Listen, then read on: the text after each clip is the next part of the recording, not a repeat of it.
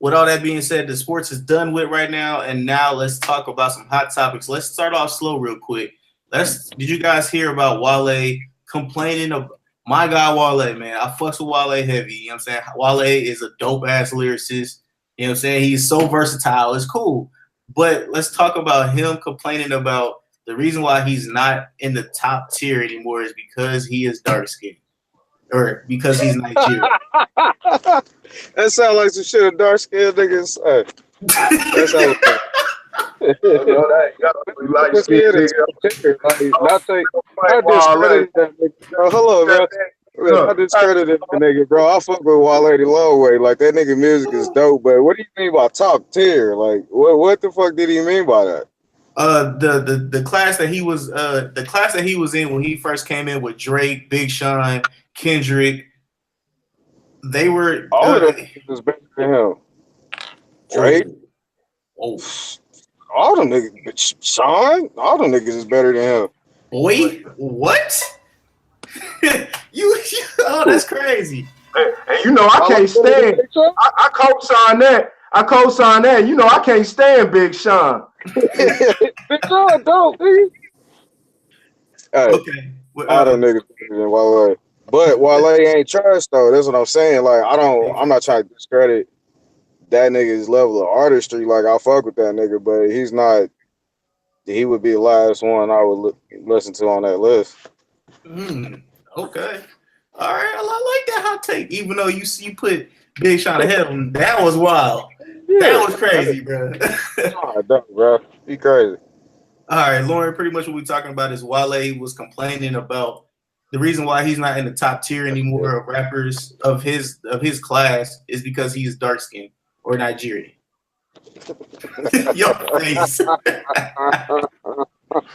I'm sorry, man. That shit funny. All right, Corey. I'll let you go ahead and go. It's simple. Why Wale can't pop? Why Wale has never popped? It's a simple. It's simple mathematics. It's easy to see. DJ Academics. If you've seen the show Everyday Struggle, DJ Academics tried to put him up on this, and he denied it. Wale is simply just corny. He's corny. He has a corny vibe. He's always meant to be accepted. Just everything, you know. It's not even the subject matter because he tries to dive into deep things. But he just ends up fucking it up. Like he'll start talking about his footwear, some crazy stuff. You just have to watch him. But Wale, that's the overall consensus on Wale across America. He's just corny. He just comes across as corny. He's made some good music. But after a while, you know, his singles aren't really that good. I'll say that. His singles aren't really that good to me. They really don't pop. Also, he was a bad fit.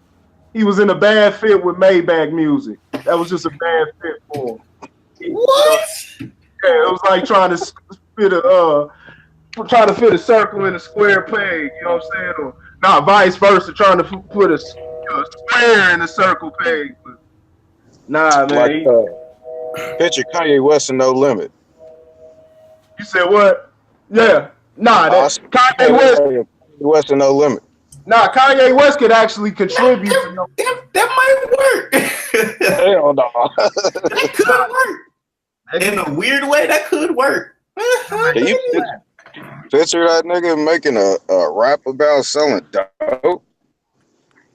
Nah. I mean, Kanye can do it.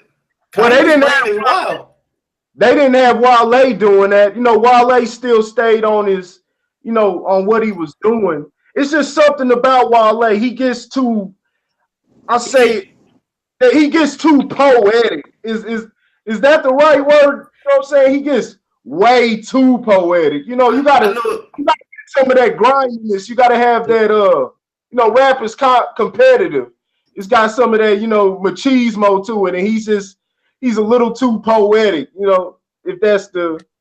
I know what you're saying, but he's too emotional. Honestly, Yeah. that's the word I would use. He's too emotional for a dark skinned nigga. You know what I'm saying? And like, right. you showing a little light skinned tendencies, but I fuck with Wale heavy. Fuck with Wale heavy, but that's what his down drop is for everybody. It says he's way too emotional, and I can see that at times. But Lauren, I'll let you go first. Go ahead. No, I think Corey's right. Interestingly enough, I didn't really think about it until you kind of said it, but yeah, I think he is too poetic.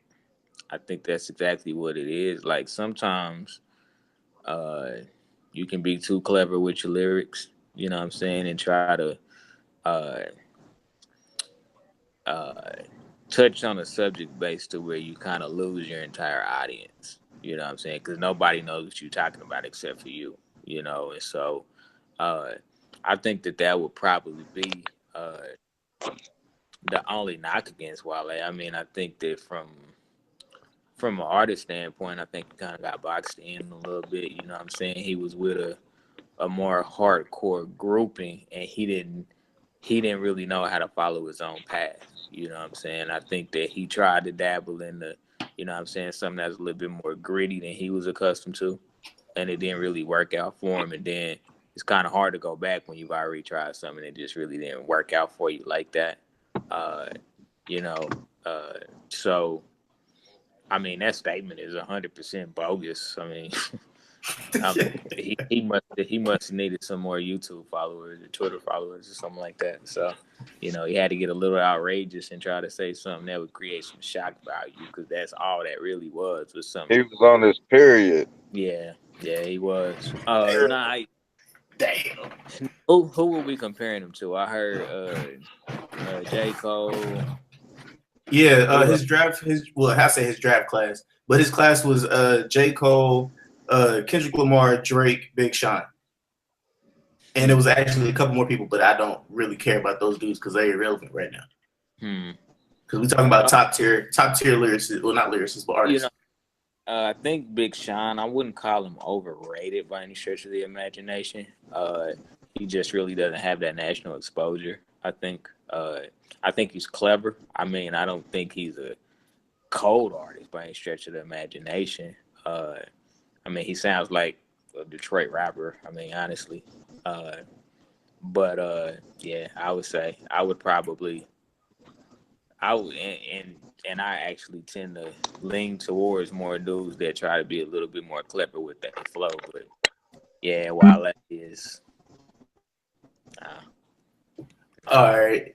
Let's button this off real quick. But before we button this off, Corey, to your statement that he didn't fit in MMG, it was honestly the best fit for MMG because MMG had Gunplay, Meek Mill, Rick Ross, all street rappers, right?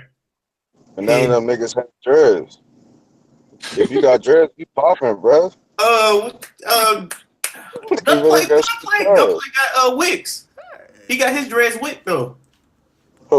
Gunplay? Yeah. Gunplay got Wicks. Yeah. That boy's wick is stupid long. But yeah, like he was a perfect fit because if you think about it, you got the, like back in the day when it was all popping.